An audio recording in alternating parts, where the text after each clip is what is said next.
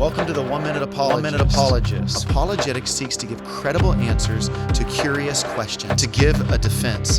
What is the message of John? John was probably written sometime between 80, 85, and 95. It's the latest of the four Gospels, and what makes this Gospel stand apart is the fact that it's a non-synoptic Gospel. And this particular Gospel stands alone in its full-throttled attempt to showcase Jesus as more than a man, featuring him as the divine eternal Logos who became flesh in order to show himself as the way back to heaven in his statement of, I am the way, the truth, and the life, and no one gets to the Father except through me.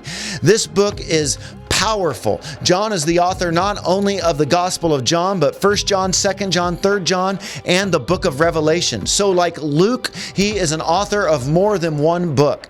And John in this book features Jesus saying the 7 I am statements, these declarative statements where we see Jesus as, again, the way, the truth, and the life, where we see Jesus as a door, where we see Jesus as the light of the world, where we see Jesus saying in John 58, before Abraham was, I tell you, I am there. He is showing himself to be equal with Yahweh as seen in Exodus chapter 3 when Moses said, who shall I say sent me?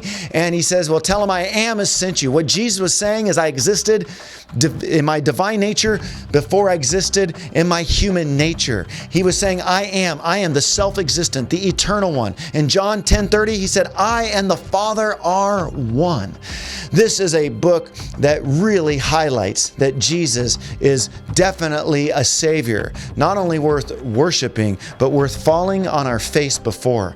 The key verse in this book, though, this Savior, this one that's more than a man, well, John 3:16 says, for God so loved the world, he gave his only begotten Son, that whosoever believes in him shall not perish, but have everlasting life. That's the good news, the Gospel of John. This one that's more than a man loves all mankind.